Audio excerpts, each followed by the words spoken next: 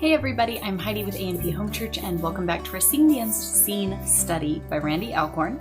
I am excited to dive in for today, especially because it goes so much in line with what we've been talking about over on my Heavenly Minded Homemaker channel, talking about just minimalism and the things that we have and keeping up our home, and because it does go so much deeper than just what we see on the surface level, but it really looks deep to the heart of our relationship with the Lord. So very excited for today's study. If you are new, welcome. Thanks for joining us. Be sure to subscribe, tap the little bell icon. That will keep you updated when these videos come out. This is a 90-day devotional as we are studying in to set our minds on eternity.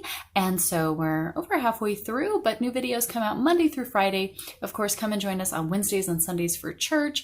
We've had Testimony Tuesdays going on and all kinds of fun stuff. So you're seeing this on Wednesday evening at 8 p.m. Eastern time. My husband is doing a study into Revelation. On Sunday, we are in Matthew. And then we have an evening service every other Sunday in Hebrews. So lots going on. Everything is linked down there in that little description box so you can get all of the info and come say hey. So let's go ahead and dive in here to day 58, striving to be a faithful steward. Stewardship is about time, abilities, relationships, work. It's not only about money, it is the whole Christian life. A steward's primary goal is to be found faithful by his master. He proves himself faithful by wisely using his master's resources to accomplish the tasks delegated to him. Those resources include not only money, but time, gifting, relationships, employment. From this perspective, stewardship isn't a narrow subcategory of the Christian life. On the contrary, stewardship is the Christian life.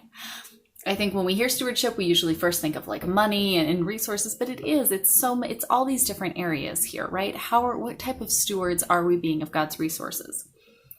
God says it is required of stewards that they be found faithful, not successful, right? 1 Corinthians 4:2. We must leave the results to him. Jesus said, for where your treasure is, there your heart will be also, right? In Luke 12:34. The more we invest in the things that matter to God, the more our hearts are drawn to him, right? Things that matter to God, we draw to him. Things that matter to the world, where do we draw to? The world. The person who puts his treasure into God's hands demonstrates love for God and others, since his heart will follow his treasures. Not only are the lives of the needy changed by his giving, but also his own. God pays a great deal of attention to the little things. He cares for the lilies of the field, is concerned when the fall of a single sparrow, and numbers the hairs on our heads, right? As a business owner pays attention to how an employee handles the little things, God pays attention to us. What we do with a little time, a little talent, and a little money tells God a lot. Two perspectives from God's word, both out of the book of Luke this week. In 16:11, it says, if then you have not been faithful in the unrighteous wealth, who will entrust to you the true riches? And then in 19:17, it says, the nobleman said to his servant, well done, good servant, but you have been faithful in a very little, you shall have authority over 10 cities, right? How are we stewarding what God has given us? Two perspectives from God's people. First, by Andrew Murray, says, the world asks, what does a man own? Christ, how does he use it?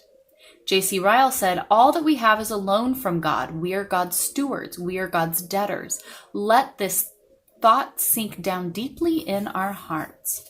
So the blog post for today that I'm really excited to read, it's called A Man from Heaven, How Would He Spend His Money? And we can find that at epm.org/man from heaven. So let's go ahead and pull that up. This post is 10 years old, but it works in any time, in any period. Randy Alcorn writes, recently I was working on a book project that involved my reading through messages Charles Spurgeon preached on heaven. I was delighted to come across a passage in which he affirmed some of the same teachings I lay out in my books, The Treasure Principle and Money, Possessions, and Eternity. While writing those books years ago, had I been aware that Spurgeon had said what follows, I certainly would have quoted from him.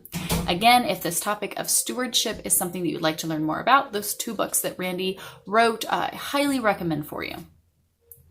I love the premise of his little story about how someone coming back to earth from heaven would view and handle money and possessions. Have you ever even thought about that?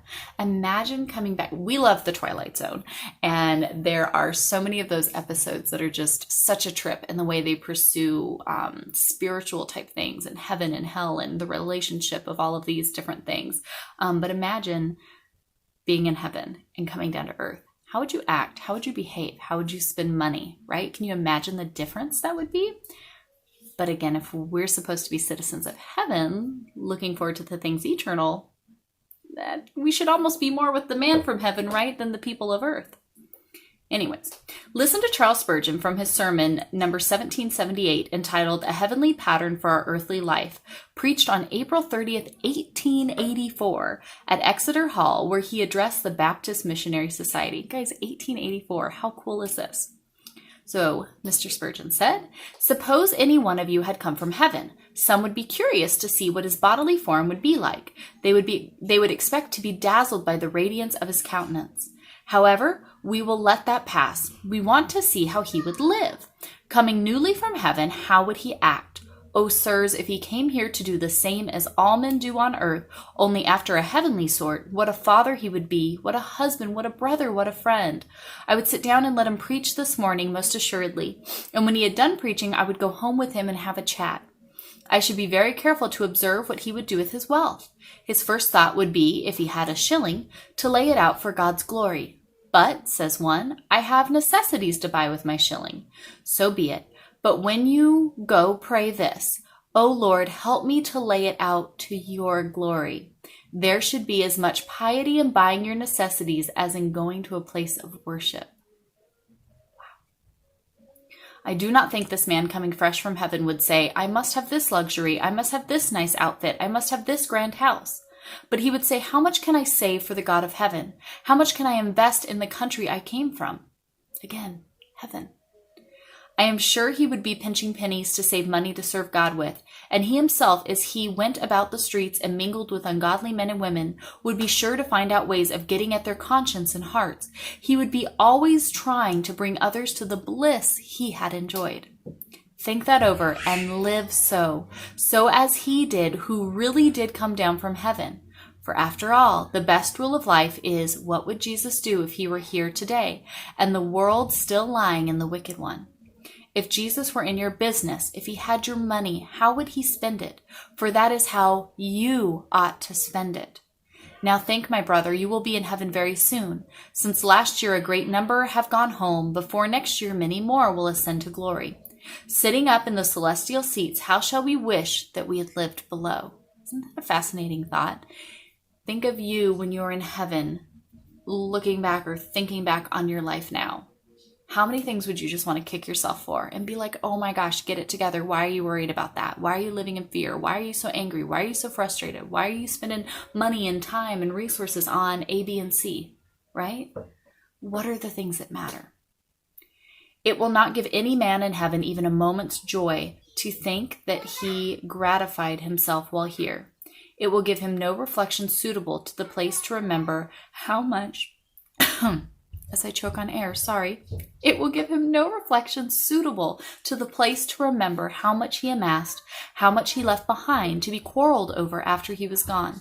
He will say to himself, I wish I had saved more of my capital by sending it on before me, for what I saved on earth was lost, but what I spent for God was really laid up where thieves do not break through and steal.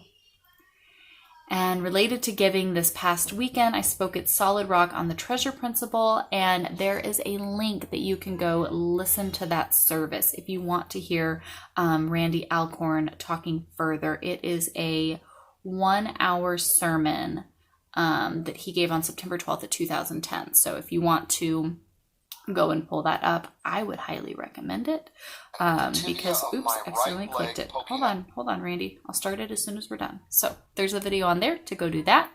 I highly encourage you guys to go listen to that today. Spend some time in study and prayer over this topic.